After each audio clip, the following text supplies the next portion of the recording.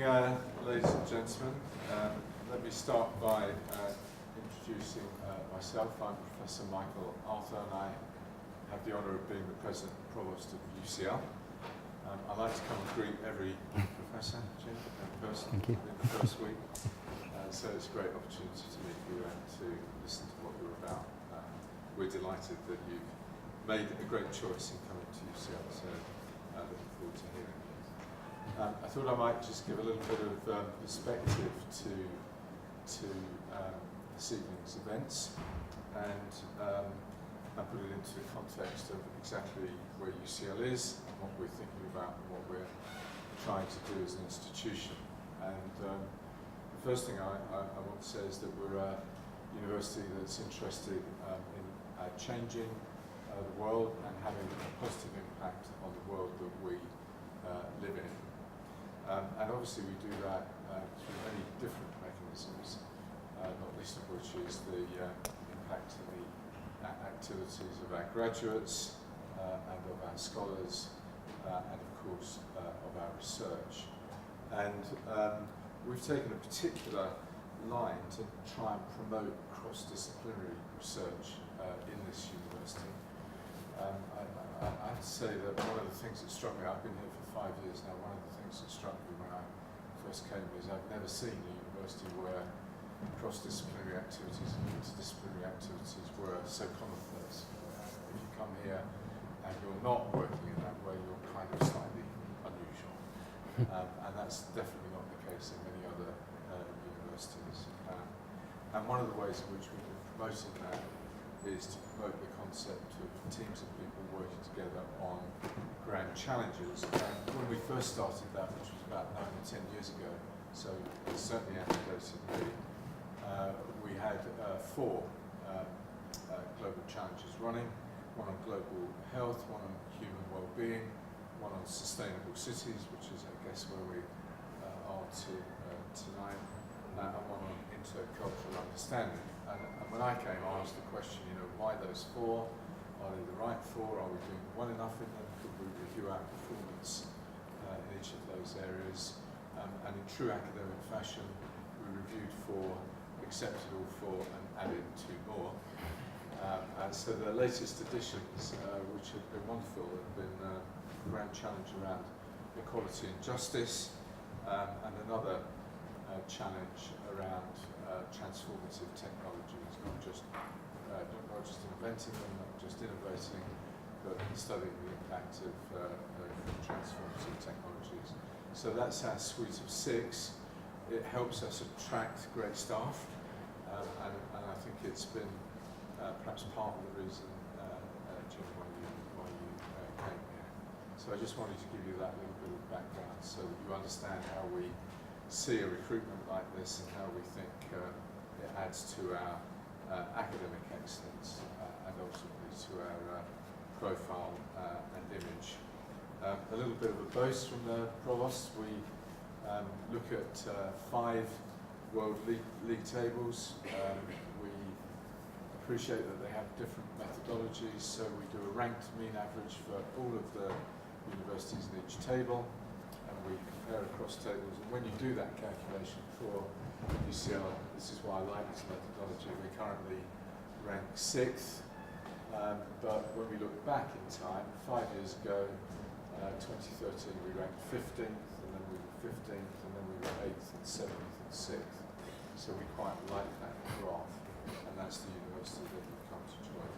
So we can argue about that, but the general feeling is a global leading research-intensive university with significant research activity across multiple disciplines and all that cross-disciplinary activity that I explained. So, you didn't come here to listen to me, you came here to listen to Jim Watson, Professor Jim Watson, Director of the UK Energy Research Centre, and he joined the UCL Institute for Sustainable Resources as Professor of Energy Policy just last Friday. So, wonderful to have you here. The UK ERC is a national centre. It's funded by UK research councils. It was set up in 2004 to carry out interdisciplinary research and work on transitions to a sustainable energy future. Jim spent 21 years at SPRU, University of Sussex, before coming here, a reasonably well-trodden path of late. May that continue. And he was director there of the Sussex Energy Group, and that was from 2008 to 2013. 20 years of research experience on climate change, energy, and innovation policy. Frequently advises UK government, departments and other organisations, and has been a specialist advisor to 3 UK parliamentary committees. Also a judge for the Queen's Awards, a member of the UK government's Fossil Fuel Price Assumptions Advisory Panel, and a member of the Strategic Advisory Group for the Global Challenges Research Fund, which is where we first met, I think, in June. Extensive international experience, including over 10 years working on energy scenarios and energy innovation policies in China and India. And in 2008, he was visiting scholar at the Kennedy School of Government at Harvard University. So Jim, it's a great pleasure and honour to welcome you to UCL, to welcome you to our Institute of Sustainable Resources. And I believe that rather than this being your formal inaugural lecture, this just happens to be the annual lecture for the Institute. I think you've joined a great group of people. I'm very proud of them. I get to sit with them on the International Advisory Board and hear about everything that's going on. And I always think it's absolutely the sweet spot of the type of thing that UCL wants to do. So a great welcome to you, and we look forward to listening to your lecture. Thank you. Thank you.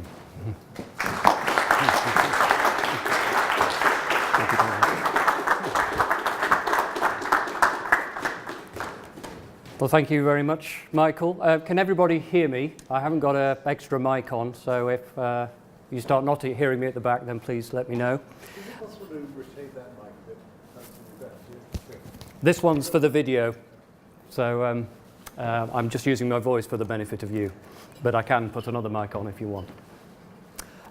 So thanks for the kind introduction. As you can see, I'm still on a bit of a transition to UCL. I haven't got to grips with your PowerPoint template yet, so I've used the UKirk one, but of course added my new affiliation in the top right-hand corner. So I hope that's okay.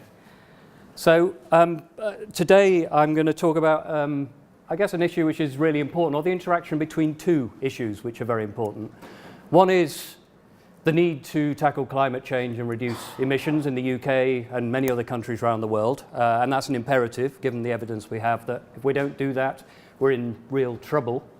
But the second one is, for many politicians at least, a much more immediate challenge, which is if people don't have the energy they need to travel, to keep themselves warm, to entertain themselves, to keep food on the table, then actually this is a rather major crisis and a very immediate crisis, and they have to resign and all sorts of things happen much more quickly. So my exam question for the lecture really was, can we do both at once? Can we reduce emissions and, my shorthand, keep the lights on? Can we maintain the security of our energy system so that we have the energy to do the things we want to do? So in a sense, that's what I'm going to take you through in the next 30 to 40 minutes. But first, and if anybody's late for this, they will miss it, so it's really important that you got here on time. I've got a quiz, 3 questions, and I'm going to give the answers at the end. So that's my ploy to make you stay in your seat until I've finished, so that you'll be so excited about the answers to these questions that you won't be able to leave. So I'm just going to do a show of hands. So this is my first one, and these are all related to energy security. I hope you can all see. I think the second row is slightly obscured because of this thing, but I'll talk you through the answers. So what is the most common cause of power cuts in the UK? The lights going out, literally. One is power stations breaking down. Second is bad weather. Third is cyber attacks. And the fourth is a lack of wind. Okay? So who's for number 1, power stations breaking down? Just put your hand up. You can only vote once, by the way. Okay. Bad weather? Okay. Cyber attacks? Oh, we've got 1 for that. That's good. And a lack of wind. good. Nobody's bought into that particular piece of propaganda. So there's a clue, but I'll tell you the answer later. So you're doing well. You've got the idea. There's only 3 questions. The second one is one of my favourites. Despite the number of times this is repeated by government ministers over and over and over again, it's frequently misunderstood. So I thought I'd test it on a learned audience. How much of our gas comes from Russia? So my first answer is 20%. The second is 50%, and the third is less than 5%. So who wants to go for answer 1, 20%? We've got a few, okay. The second, 50%, that's half of our gas comes from Russia. Yeah, again, a handful. And less than 5%, 3. Okay. I'll try and keep a poker face and I'll tell you what the answer is in the end. And then my third one, probably the trickier question, is who is responsible for keeping the lights on? You might say there's somebody not on this list, but I'm going to give you only 3 options here. One is the National Grid. That's the company who runs the National Grid, the pylons you see around the countryside. The second is the Secretary of State for Business, Energy and Industrial Strategy, the grand title for the Cabinet Minister responsible for energy, which is Greg Clark at the moment. And the third is the energy regulator. That's the body that oversees the network companies and the energy companies. So I've got 3 options here. So the first one, the National Grid. Who thinks the National Grid is responsible for keeping the lights on? Okay, that's quite a mix of you. The second is the energy politician, senior politician, again, quite a good showing. And the third, the energy regulator, Ofgem. Nobody's obviously heard of them, so oh, they're getting a hand. They're getting a hand. 1 hand. I'll note that. So I'll come back to those a bit later on. So I'm going to go quite a long way back in time to start. And I'm at first really going to talk about energy security, what it is. And I'm going to contrast 2 different ways in which people talk about energy security. And I'll come back to them a bit later on in the lecture. So I'm going to talk about that. Then I'll talk a bit about, well, how do we try then to assess security and how it might change in the future? Because in a way, when we talk about climate change, we're talking about how we might need to change energy systems in the future to reduce emissions. So how do we do that as researchers? And then the third thing I'm going to do is then to talk a bit about some recent work I've done with colleagues in the UK Energy Research Centre about how we've assessed energy security. How do you actually assess whether a future energy system is actually going to work and is going to keep the lights on and so on?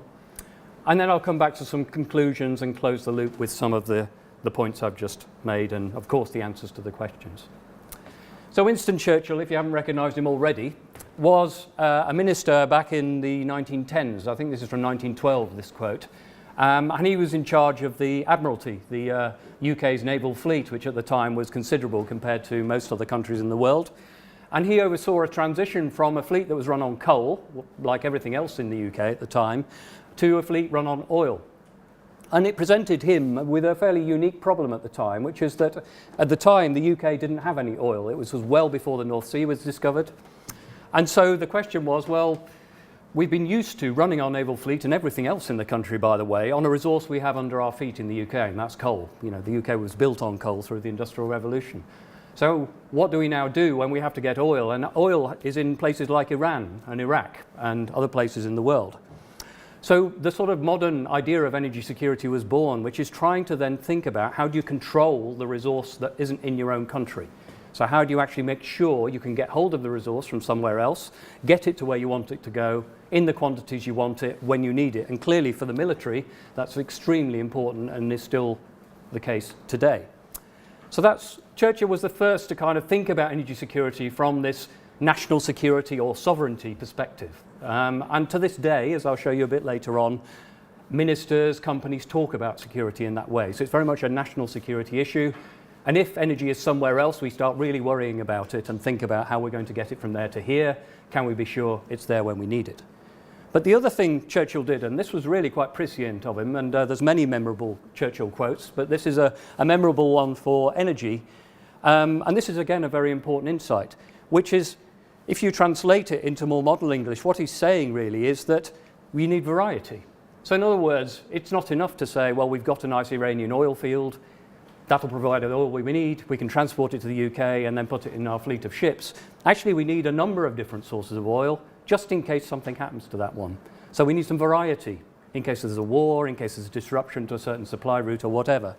So this idea of variety, or diversity as we call it now, was very much on Churchill's mind back in 1912. And this is the theme in energy security discussions today. So although it's in a national security framing, actually diversity is something he emphasized at the time. I'm going forward many decades now, about 60 years. I guess you'll recognize Richard Nixon here. This is before he had to resign or was impeached. His last State of the Union address, and very famous again this, is he set out this goal. This was just after the first oil shock, which was to do with the war in the Middle East at the time in 1973. And it set off a huge amount of angst in the Western world, particularly countries who were using oil from that region of the world. The queues at petrol stations they saw as a result, and so on, and the shortages. So Project Independence was born in the US, and Nixon started this out. And he said by 1980, the United States will no longer be dependent on any other country for our oil, for our energy. And again, it's this national security sovereignty perspective. We just simply can't rely on foreigners because it's too unsafe. Wars happen, disruptions happen, so we should have our own supply of energy. The US has always had a lot of energy. They have a lot of coal, they have oil of their own, but they didn't have enough. So he set out that goal. As it happened over time, he was really unsuccessful, as was most of his successors. It's only until the more recent era of Barack Obama you start seeing the US moving more towards self-sufficiency. And that's because of the shale oil and shale gas revolution in the US, which sort of built on technology built around the 70s. But it's only recently that actually that goal has been reached. Just every president has said something of this kind, but they've not got anywhere near achieving it. But again, he's emphasizing this national security perspective. But it's not only politicians that do this, although here's another one. This is a politician much closer to home who's still in office, the Energy Minister for the UK. And again, it just shows you an example of how these sovereignty or national security arguments are still used even now. I mean, two things I want to note. One is the interesting grammar on the headline. So this is the headline in the Sun editorial that she wrote. And I thought about this very hard. On one hand, you can sort of take it literally thinking, well, the future is kind of the resources beneath our feet. But another way of interpreting it is that we're really not bothered about the future. When you say something's beneath you, usually it means you can't be asked to think about it. So I just thought her press office probably had a day off when that headline was written, or it was written by the Sun and they were having a joke at her expense, I don't know. But the other thing that she emphasised here is shale gas, which we don't extract in the UK. There's a lot of discussion about it, but actually there's not very much happening at all. But again, she's emphasising we should be developing that as a domestic resource. Whether or not you agree with that, that was the argument being made. I think my final couple of examples from this national security perspective, it's just because this is seen as such a critical issue for politicians. You know, if the lights go out, national security is one of the number one things a government is supposed to do, a nation state is supposed to do. So you notice that purveyors of particular technologies, if they really haven't got any arguments left to give, the one that they will fall back on is a national security argument. Now, I'll give you some examples here, and these are people that are pushing particular technologies or particular solutions to climate change, but they're using national security arguments as part of their pantheon of lobbying. So this is the Nuclear Industry Association, an infographic from their website.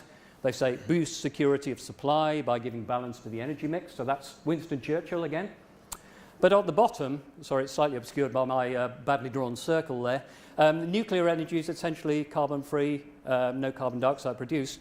But the important thing is that they say it's homegrown. This is domestic. Slightly skating over the fact that the uranium we use comes from somewhere else, but they are really trying to appeal to this national security argument again.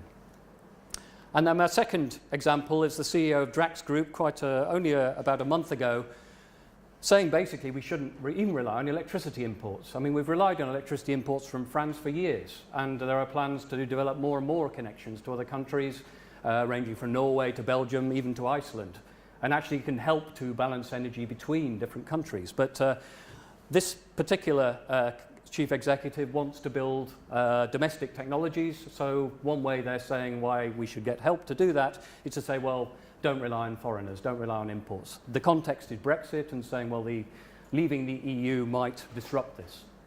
This is a theme I'll return to right at the end. So it's a question, should we actually be relying on foreign sources of energy? Is this something we should be worrying about? So I'll come back to that. But I want to talk about my second perspective, and that's the resilience perspective. I had a hard time trying to find a picture to illustrate resilience. Sovereignty and security is very easy. You can just find Winston Churchill, but this one's difficult. But actually, it's a perspective which I think is better. And it's partly because it emphasises the fact that you really don't know what's going to happen in the future. You don't know what your next energy security risk is going to be. It might be cybersecurity, it might be a natural disaster, it might be a political event you didn't foresee, it might be just a technical failure. And the resilience perspective says basically we design our energy system not to kind of predict what might go wrong, but to have enough resilience in it so that if something does go wrong, it's got enough flexibility, enough other options, enough diversity, Churchill again, in order to keep going and keep the lights on and keep you all warm and so on and so forth. So this resilience perspective is a little bit different. It doesn't try and predict what the risks are going to be. It says, given a set of conceivable risks and things we don't know about, can we design a system that's flexible enough to recover? So hence the spring, the bouncing back. And actually, government itself tends to use more of this perspective than the national security perspective. It's the public policy world that tends to think in this way. So here's a quote from the recent Clean Growth Strategy. That's the government strategy for how we're going to reduce our emissions. And they said, well, it's about ensuring secure, reliable, uninterrupted supplies to consumers, is energy security. But it says we need to effectively and efficiently respond and adapt to changes and shocks. It doesn't say what they're going to be, but it says we need a flexible system. So it's a very good example of a sort of resilience argument. A second from the energy security strategy, it's about just ensuring we have access to the energy we need, but not really saying how we're going to get it. But the other thing this second definition emphasises, which is really important, is prices. So you can have access to energy, but actually if the price is very high and you're on a low income, you can be in a very insecure position. So that's the other part of energy security I just wanted to bring in there. That security, certainly for some people in the UK on low incomes, is very poor. Pensioners only being able to afford to heat one room in their home. But also for people around the world who have only partial access to electricity, for example. Some of them are connected to the grid, but the grid is only working 6 hours a day. So, or the electricity is too expensive for them. So that's the other dimension I want to bring in. So that resilience perspective has really influenced some of the work that I've been doing over the last 10, 15 years, and the most recent work I'm going to present to you in a moment. So that's my definitional section. So what about reducing emissions and how we think about the future? First, this is the graph the UK civil servants always like me using because it makes the UK look good. It basically shows you, at the top are two lines of GDP, gross domestic product, the economy, and how the UK, at least until 2015, 2016, grew marginally quicker than the rest of the G7 since 1990, which is where we're starting here. And then the two green ones are emissions. So emissions reductions, slight emissions reductions for the rest of the G7, but the UK line is the green one, the dark green one. So basically the story is that the UK is doing best at both growing the economy, at least till recently, and reducing emissions at the same time. So far so good in terms of the climate change mitigation. We're doing well.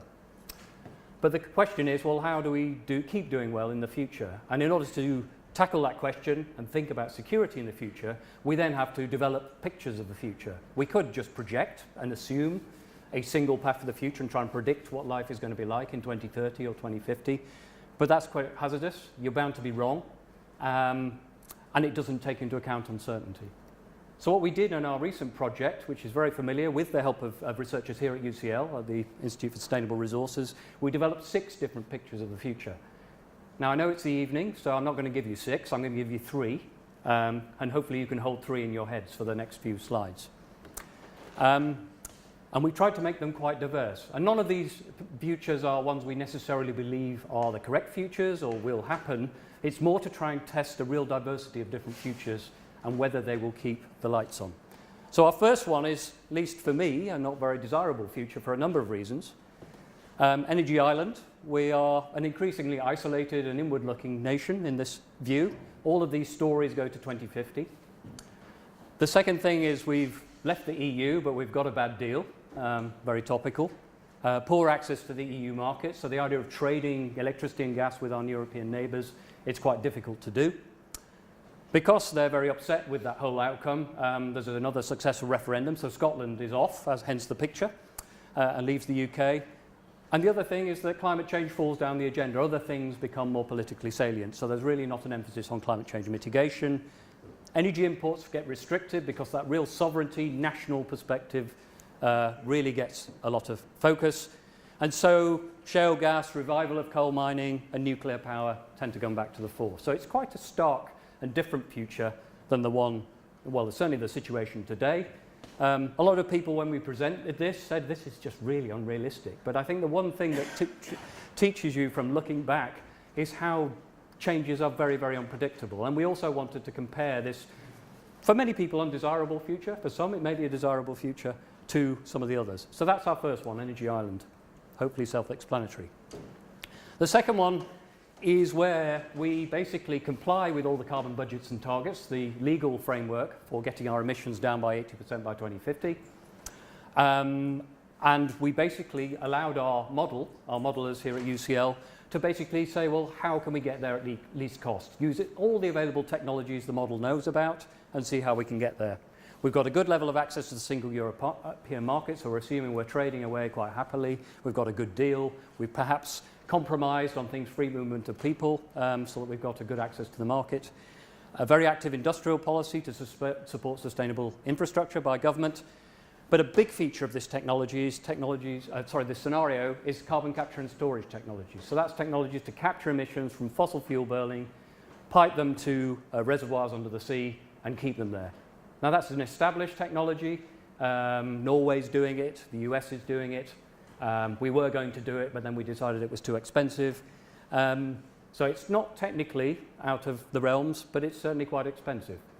The other thing we've got in this scenario is a lot of negative emissions. So that's not only capturing emissions from fossil fuels, but capturing emissions from bioenergy. So the idea is the biomass absorbs CO2, the CO2 gets captured when it's burned and then stored. So there's a net negative emissions. And then what allows in some areas of the economy is for people to keep using fossil fuels. So if you're in this scenario, some of you would still be merrily using your gas boiler at home in 2050 because other parts of the economy have done the work for you. That's an anomaly of the model and the way it works. So that explores a different future. And then our final one, tech optimism. You have to be tech optimistic for the second one, by the way, but this is a different type of tech optimism. So again, we meet all the targets, but this is a very decentralised scenario. Lots of powers for Scotland and Wales and for Manchester and for London and local authorities and villages and so on. Strong relationship with the EU. There's a lot of decentralised energy. Small-scale technologies are really taking over the world here. Solar, fuel cells, which are run on hydrogen, electric cars are ubiquitous by 2050. And we take a national decision to say, you know what, we're going to leave our fossil fuels in the ground in the North Sea. So it's a very different type of future. So I'm going to basically contrast all three of these in the way I talk about energy security. So first, before I just show you some of the results from the work we did, I'm just going to explain how we went about it. And we used what you might call a dashboard of energy security indicators. Now, if you think of dashboards in cars, they've got several things they're telling you, such as the revs of the engine, the speed, what gear you're in, and things like that. And then you can use your eyes to see other things. But actually, the better analogy is a plane, where you've got a whole set of things that your dashboard is trying to tell you. So this is a zoom in of a very simple plane dashboard of the ones I could find on the internet. And all this is telling you is your speed. But clearly, if you're flying a plane, you need to know direction, altitude, you've got the artificial horizon, pressure, there's a whole set of things. So if you're just looking at that, it's only telling you a little bit of the picture. Whereas if you're looking at that, it tells you all the information you need to know to fly the plane. It's the same with thinking about energy security. This is where it's very different to monitoring our emissions, because you want to know about how much oil we're using, how diverse are the routes of the oil, do we have enough power stations to keep the lights on, do we have enough storage of gas in order to steer through the beast of the east like we had in March. There's a whole set of things we might want to know. So I think the better analogy is this sort of dashboard of indicators. So that's what we developed and used, and then we said what would those indicators be in each of our three futures. So I'm going to put them into two groups. One is some indicators of energy availability. Do we have the energy we need? And then the second set on reliability. is the energy system balancing real time, every half hour, in order to deliver the gas to homes, the electricity to homes and businesses? So I'll do it in two sets. So the first one we asked, and this is one of our most difficult indicators. So each of these graphs, I'm going to show you our three worlds along the bottom: Energy Island, Low Carbon, Tech Optimism. The bars are, the green one, because it's fallen off the bottom of the screen, is the 2016, so that's where we are now. 2030 in purple and 2050 in red. So that's how to read all these graphs. Now this one is a key dimension of energy security, which isn't talked about enough, I don't think, is what happens if people decide they simply don't like your favourite technology, they slow it down, they protest, and things like that. You know, what's happening with fracking, what's happened with nuclear power in Germany, for example. So what we did, we used some data from some public attitude surveys by colleagues at University of Cardiff on what people think of different technologies. Then we took the technology mix in each of our worlds, and then we said, well, how much of that technology mix might cause people a problem, might cause them to protest, to slow things down. It's a very inexact indicator, this one. It's partial, it's got a lot of problems with it, but it gives us a sense of how vulnerable these mixes might be to public opposition. So you can see Energy Island probably does worst, partly because you've got a lot of fossil fuels, and in there, you know, people tend to be very uneasy about fossil fuels, at least at the moment. Nuclear splits opinion. You've got a 50-50 kind of people. Some people really like it, some people really don't, and then there's people in the middle. The contrast really is with tech optimism, that by 2050 you've got very little risk of opposition at all, because it's a very solar heavy, very decentralized scenario, and the surveys show that most people are supportive of that. Now clearly the problem with this indicator is attitudes will change over time, and we're doing a very static set of analysis here. So take it with a pinch of salt, but this roughly shows the picture. The next one is diversity. So this is the Winston Churchill indicator, and I'm only showing you the electricity result. Diversity is quite difficult because actually when you put things through a diversity indicator, this basically measures how many different technologies you've got for electricity and what are the balance of those technologies. So you get higher diversity if you have, say, 5 technologies all doing 20% of your power each. If you have 5 and 4 of them are doing 2.5% each and one of them's doing 90%, that will give you a lower indicator because one of them's really dominating. If it goes wrong, you're in trouble. So overall, those indicators aren't really moving that much. Sometimes you're seeing an increase, but then followed by a decrease. Looking across the scenarios, broadly similar, slight reduction from where we are now, partly because you're getting some technologies more dominant by 2050. So that one's not telling us a great deal, but if you were to look back in history, what we've seen is a steady increase in diversity over time as we've moved towards less fossil fuel, more renewables, and a diverse range of renewables. So in a sense, the challenge for the future is how do you maintain that?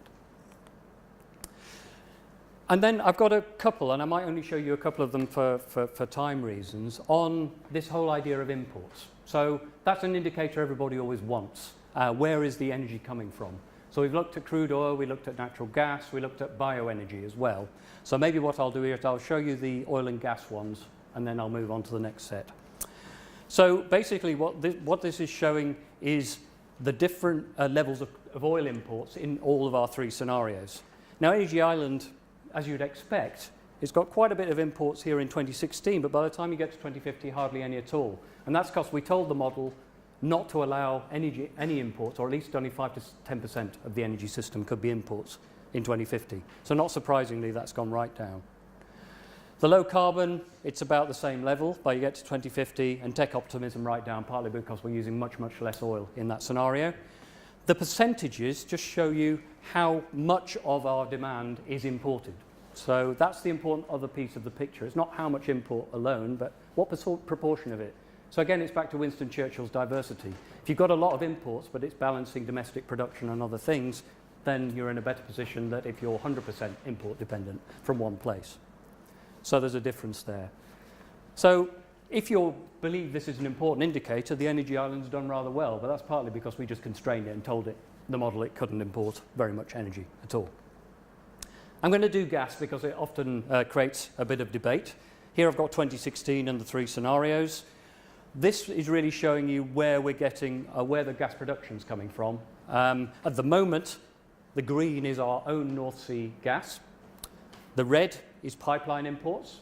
and the yellow is ships coming from Qatar, recently from Russia, as you might have read in the papers, from a number of other places. So you see overall the level of imports is either the same or less in our scenarios by 2030, and the balance is shifting. So as set for Energy Island, our own gas is disappearing by 2030 almost entirely. This Energy Island, we've told it, because we've told it it can't import much gas, it has to use the last drop of gas out of the North Sea, and also develop shale resources, which is the purple here. By 2050, you're seeing quite different pattern. So you're seeing Energy Island again, it's squeezing every last drop of gas here. You've got shale, a bit of imports. Low carbon, it's mostly pipelines and liquefied natural gas, and you're using still the same level of gas as you were in 2016. How do we manage that? Well, it's the carbon capture and storage technology that allows you to use all this gas. And then tech optimism, you're really starting to reduce the amount of gas you use because you can't capture it in the same way. So that's gas.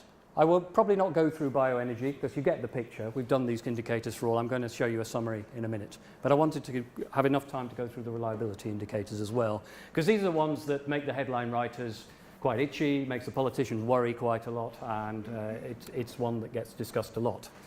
So the first one is electricity reliability. So there's a standard way of measuring electricity reliability in the UK and most other countries. And our standard says that basically we have to design our system so that there's an expectation that we lose load, which means that the national grid has to really step in and start emergency measures for 3 hours or less every year. So that's the limit.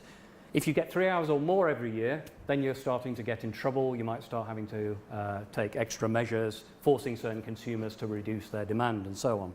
So the black line is our security standard.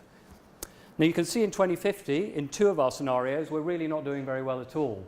So certainly in low carbon, you're probably, left to its own devices, would end up with some power cuts there, or at least telling industry they simply have to reduce their demand by quite a lot, because otherwise you're ending up with nearly 30 hours a year when you're out of balance.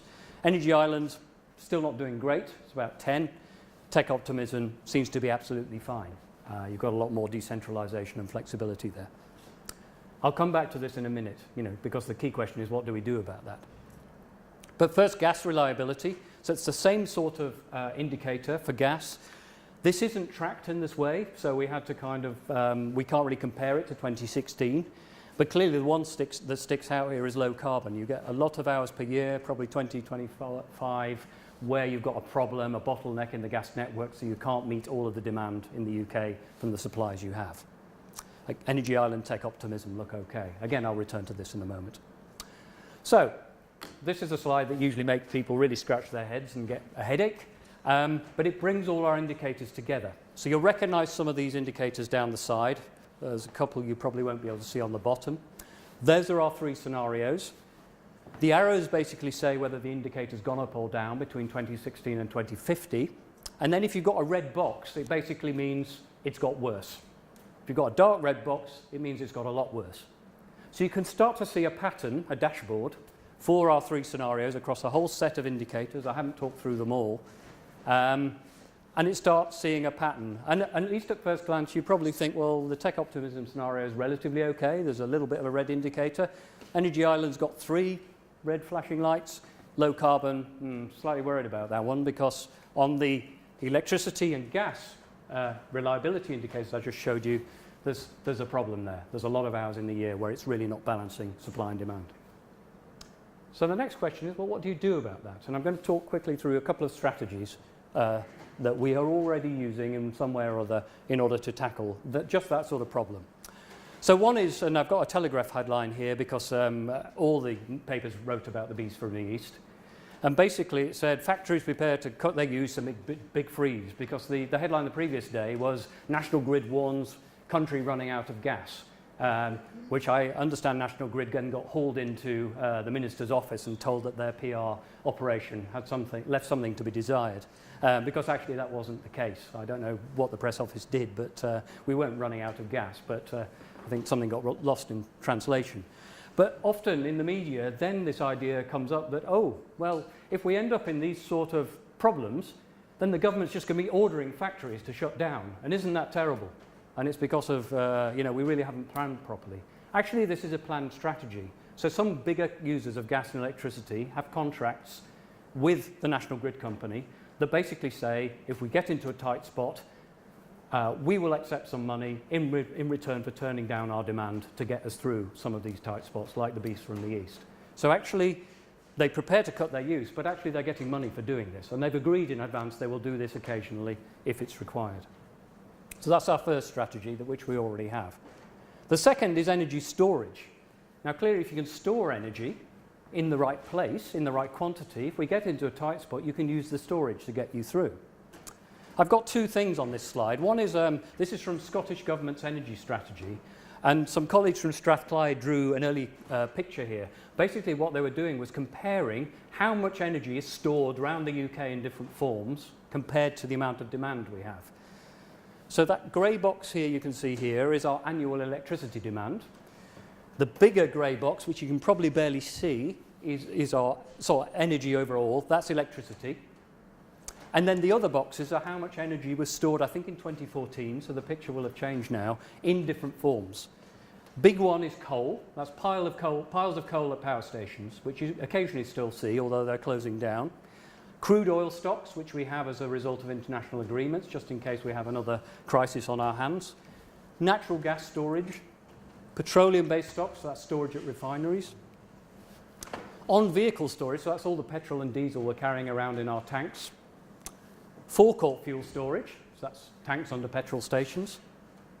Hydro capacity, which you can barely see, and pumped storage hydro capacity. There's a couple of very big power stations in Wales where they've drilled a big hole in a mountain with 2 reservoirs, and there's energy stored in the top reservoir in order to give us very fast response and fast electricity to get us over things like the tea time peak. So the thing that everybody's talking about is electricity storage at the moment. And you can see here where we are now, and the picture's probably changed a little bit, but not much. It's tiny compared to UK demand and compared to fossil fuel stocks. So a big question for the future is, how do we replace this storage capacity in our system? The right-hand side is the Rough storage facility, which accounts for most of this light blue box. That's the biggest source of natural gas storage we have in the UK. That is currently being run down because it's old, it takes a lot of money to maintain. So that degree of freedom in our gas system is starting to disappear. So if we add these two strategies, I'm just going to show you quickly what happens to our indicators, and then I will come on to some conclusions. So you remember our electricity reliability, we had a bad problem with these two scenarios.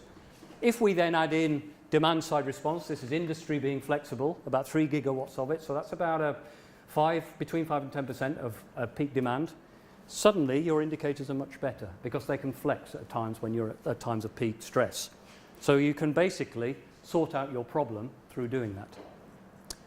This is the picture for gas, which, as you remember, this middle scenario was really not doing very well. Doing gas storage helps a little bit. So if you reinstate something like Rough, which I showed you, that helps. But when you do the demand side response again, this is factories using less gas at the time when we need it, then your bars go down a long way, and you've only got a few hours per year when you might have a problem. Just to give you a scale, so this is 10 million cubic meters a day. We use about 370 million cubic meters of gas a day in the UK at times of peak demand. That's the coldest day in winter. So it's not huge. And that's, again, what was used at the time of the beast from the east. So there are ways of tackling these problems. So if you implement those two things, then you get a picture like that. There's still a few warning lights, but there's certainly no dark red warning lights anymore. So I'm going to go through some conclusions and then give you the quiz answers, which I hope you've all been remembering what you said early on. So what did we conclude from this analysis? One is that, and it's something I really haven't talked about very much, but it's really, really important. The two scenarios we had with lowest energy demand were Energy Island and Technology Optimism. So the first and third are the ones we showed.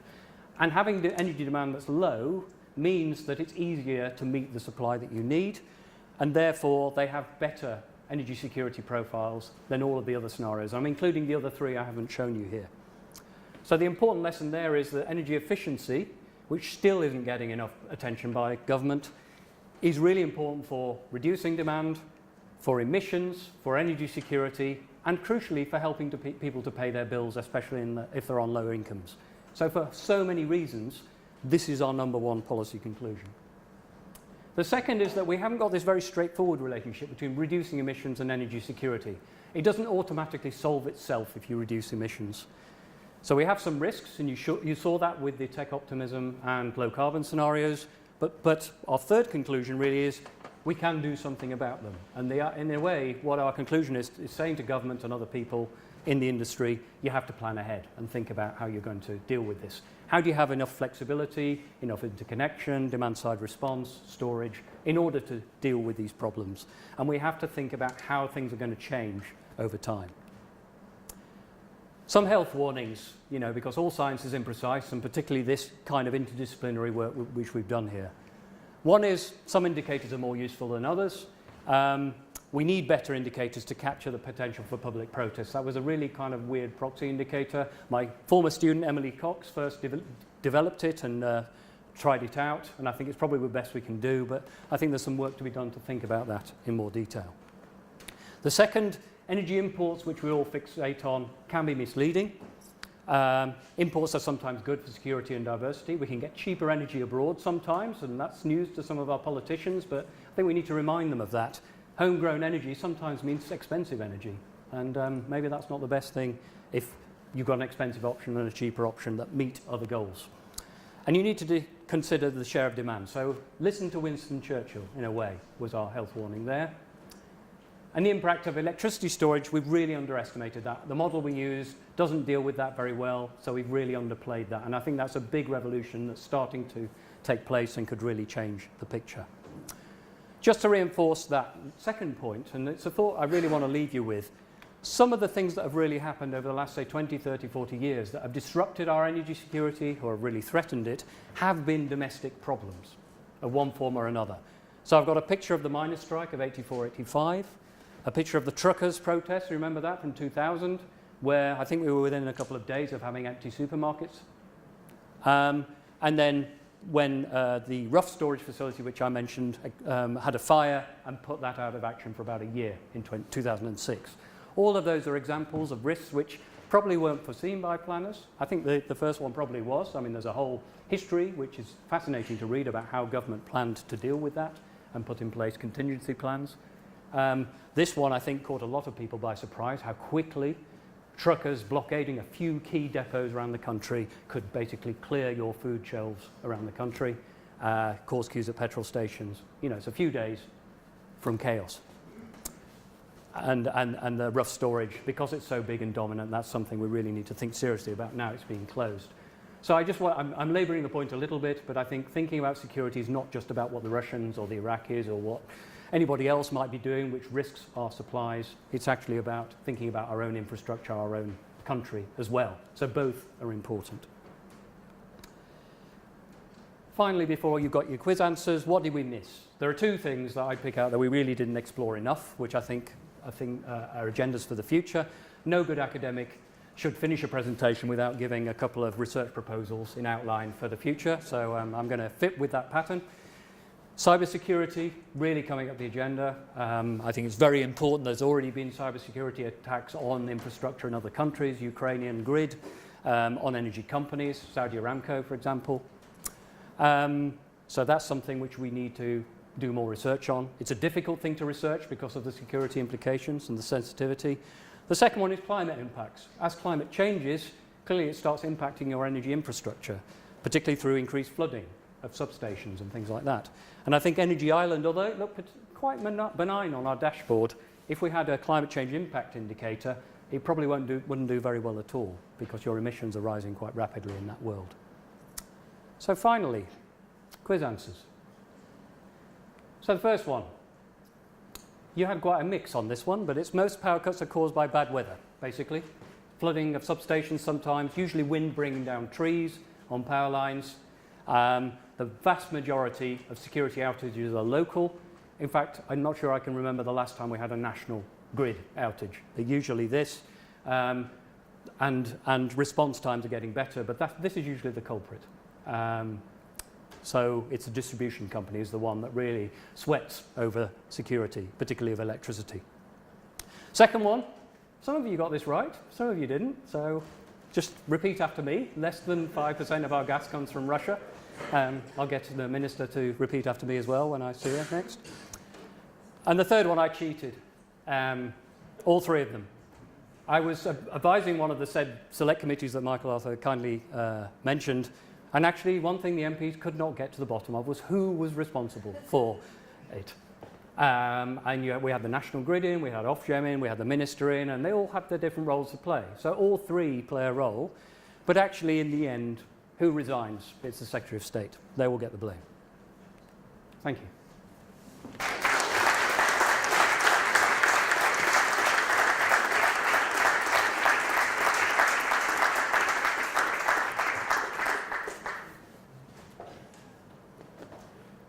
Well, thank you very much, Jim. Lots and lots to think about. We're going to have some Q&A now. For those of you who don't know me, I'm Paul Eakins, and I'm Director of the Institute for Sustainable Resources, which has just managed to woo Jim away from Sussex, and we're obviously very pleased about that. Those of you who got two of those right undoubtedly would get firsts in these days of devaluation of degrees, not having a UCL, I'm pleased to say, but there we go. So thank you very much, Michael, for staying with us and being I'm going to take some Q&A now. So who would like to ask some questions? Lots of questions, as I would have expected. Can I take them in groups of three? Yeah, I'll make some notes. Yep. Just take them down. We'll start over in that corner and then work our way back. Please say who you are so we get to know each other a bit. Hi, Darren Gibbiner, former chair of the UK Energy Managers Group. Talk about reliability, security of supply, and mentioned the flooding of substations, particularly the small ones. Noticed an increase in intermittent power supplies, just fractions of a second. I believe it's from the DNO's automation of their switching gear. We see it as a great concern as they're going to roll out more and more. Is this something that you're aware of? Yeah, okay. Thank you. Intermittency, let's go right to the back there. Thanks, Dustin Benson with Grid Lights. So I'm sold under a tech optimism scenario, and I'm an optimist, but how optimistic do I need to be and about which technologies are in that tech optimism scenario?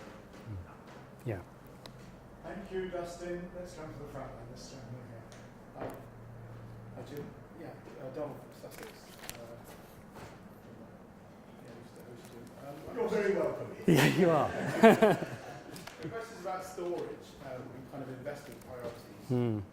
Not only energy storage, but also carbon capture and storage. And it seems, that there isn't a clear roadmap for CCS at the moment. The funding was pulled. Other people are talking about using even oil and gas wells for hydrogen storage. Obviously, a big investment required there. I'm just wondering, kind of at some point, the government may need to make a choice. How do you feel about that choice? Yeah. Well, three pretty expert informed questions, Jim. Okay, so on the first one, yes, aware of that from talking to people in the distribution company. So this is different, just to clarify for others, this is different to the intermittency you hear about when discussing wind farms. This is more about automatic switchgear on substations causing, basically a dirty signal on the power supply. So I'm aware of it. Whether I'm aware of them doing anything about it and how much it's going to really affect people over time, I'm not sure. I would have thought, given that the distribution companies are now thinking about how they become smarter, the idea of distribution system operators. In other words, the local grid used to be just a passive recipient of power from the big power stations, routing it through to the customer. They're now thinking, how do we operate more actively now we've got more decentralized electricity generation, flexibility in demand and so on. As part of that, they really have to think about how do we maintain quality, frequency of the supply, as you said, stability. So I don't know what they're doing about it, but I would hope that this is part of the agenda of them becoming more competent in managing the local grid and doing more, has to ensure that quality is part of that, because that's part of security. Yeah, I think it's not part of their early eyes at the minute. So it's less than a second, so yeah. the general public don't care, whereas industry matters, yeah. Well, I will mention it next time I run into them and see what they're doing. Dustin, I think you do have to be quite optimistic on tech optimism. I say quite because we basically said to the model, well, really accelerate the rate of technology cost reductions on things like wind and solar. Solar seemed to win the battle, but it's the nature of the kind of model which you'll be familiar with, that basically it's a winners takes all type of model. If one technology is cheaper, the model loves it and it builds as much as possible. So that's where the solar comes from. I think the fuel cell, again, there was belief and some breakthroughs in there about where the hydrogen come from and so on. But it does start to continue a trend we've started to see, and not just in the UK, but in other countries, of this decentralisation. And, as you'll know very well, the national grid is already dealing with some quite interesting problems in the middle of summer because of the amount of solar we already have in the UK on the system that it really can't see. It used to be that summer was a time to sort of disappear off, do a bit of planning and light reading and relax. And now the grid is having to work very hard at this time of year for that reason. So I think you do have to be a bit optimistic. I mean, the narrative side, yes, I'm an optimist too, but we come out the other end of Brexit and we keep going, and then we mend our fences with the EU and decentralised decision making. Personally, I wish all of that were going to come true, and it may well do. But I think that's the other serious point in this scenario. It's not just decentralising the technologies, but actually the decision making and the power to have control over where the energy system is going. I think it's an important adjunct to having that sort of system. The final question on storage, two answers. One is, I think the gas storage issue is one I am quite worried about. The government periodically does studies of this and concludes that the market will solve it and we don't have to worry about it. I think they're complacent, and investing in more gas storage is something we probably should do. Even though it's going to cost consumers money, I think they should be upfront about that. On CCS, carbon capture and storage, frankly, at the moment, we're in a holding pattern. We have some research and development going on. We have a big committee of 40 people deliberating on what the strategy should look like with government. In the end, somebody around the world's got to keep demonstrating this stuff and see if we can do like offshore wind and bring the costs down. If countries around the world don't do that, it's not really going to deliver. And I'm a bit worried if the UK decides we don't do it.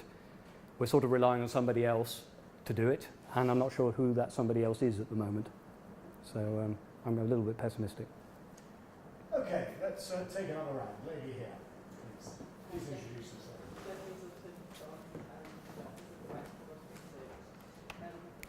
So, talk about the future, and emissions are going down, which is great news. My understanding is that that's mainly been achieved through technology change and not so much behaviour change. That we've almost done the main things that we could do, the low-hanging fruit. We've made big changes that don't really involve people doing what they do, and that is actually much more difficult, possibly something that you can learn at place to work on.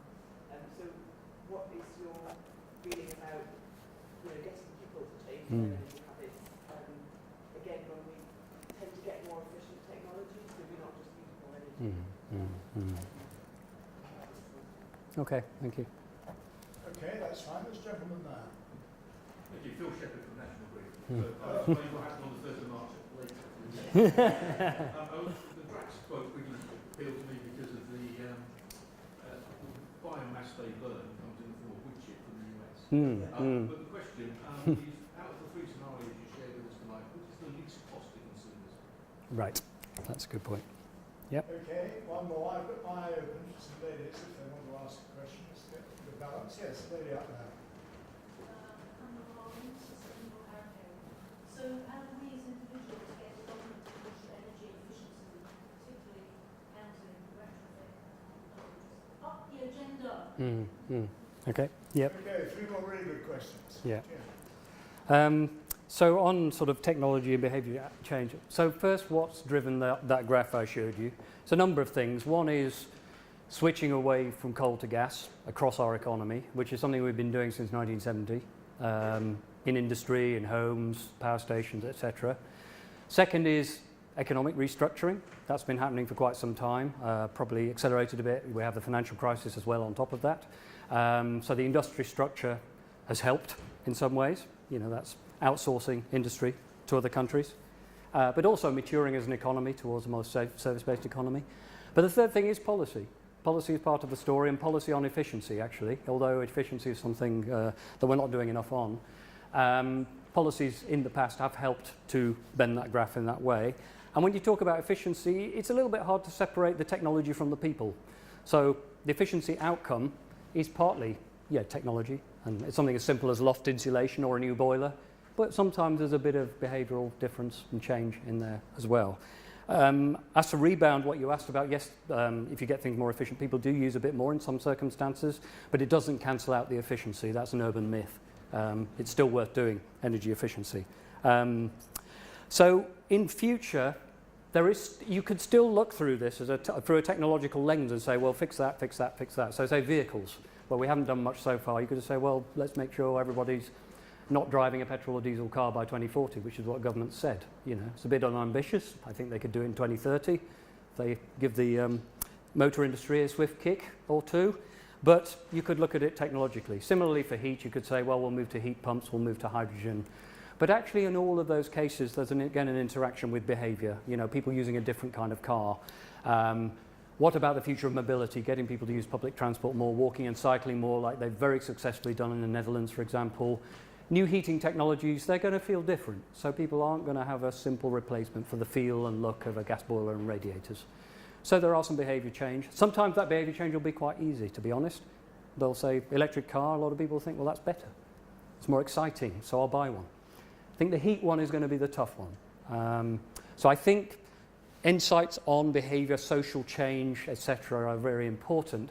But I do object to this term behaviour changes, as if government's going to come and tell people how to change. I think we have to recognise behaviour and social change happens all the time anyway. So how do you channel that and encourage that in the right direction is the question for me, not how do you get people to behave differently and stop doing this because it's bad for them or bad for us. And then finally, retrofit. I think that's really, really important. And there is a bit of emphasis in government on it, but frankly, we try really, really hard to get them to do it. We've done a lot of work with local authorities as UK Energy Research Centre, evidence reviews, we've presented all the evidence. We get nods from not only the business department, but even from Treasury officials, but money doesn't follow. And I think it's really, really important that we do it for all the reasons I outlined. So we're going to keep on banging away at this one because it helps you to meet so many of the goals, including the two I've been talking about. Okay, let's... Cost to consumers? Oh, sorry, cost to consumers, I forgot, yes. So we've only got a paragraph in our report on that. If you go to 2030, you can hardly tell the difference.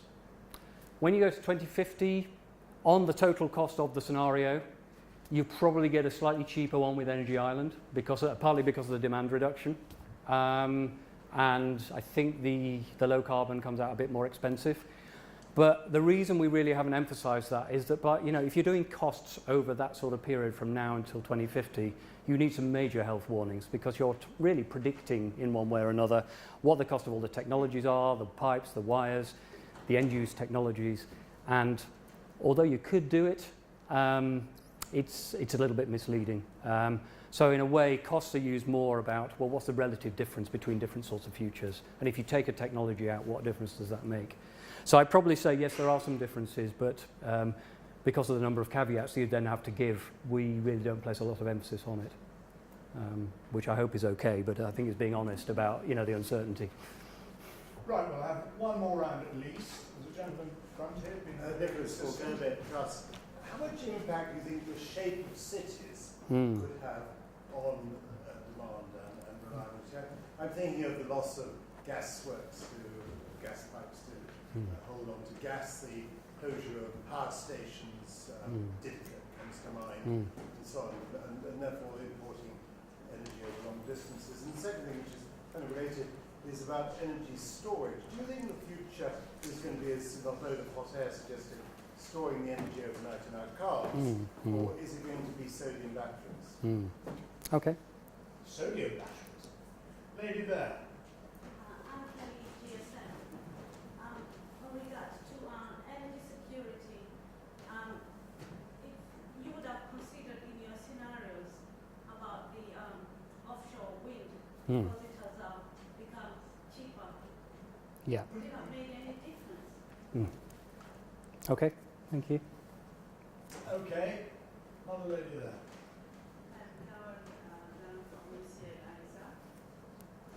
So one of the reasons you mentioned about where the emissions are going down all the time in the UK was basically restructuring of industry. So I guess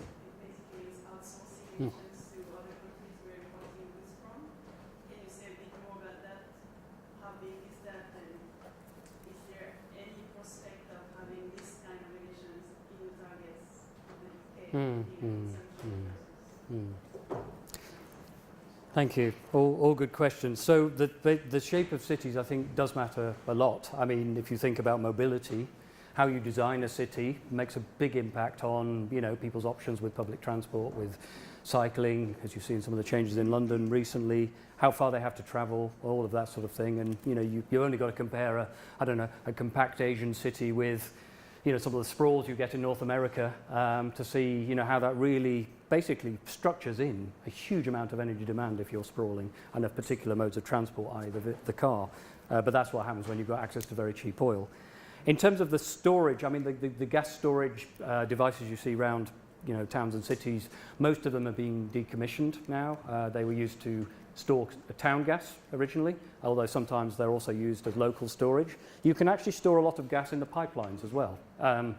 And that is an important point, and actually it comes on to another point about this overnight question you were asking, that all the discussion about electricity storage, I mean, that's great. You can have car batteries and they can do a few hours and sometimes the next day. But actually storage, sometimes we need several days, sometimes we need seasonal storage.